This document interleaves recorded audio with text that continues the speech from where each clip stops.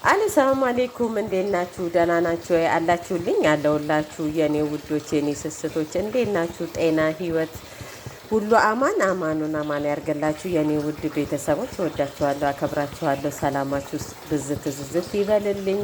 ዛሬ ደግሞ ሩዝ ብሪያኒ ለመስራት ይወላችሁ እዩት፣ በጣም ያምራል እና ይህንን ደግሞ ስታዩ ላይክ፣ ሼር፣ ሰብስክራይብ በማድረግ ተባበሩ እላችኋለሁ። ወዳችኋለሁ፣ አከብራችኋለሁ። ሰላማችሁ ብዝት ዝዝት ይበልልኝ።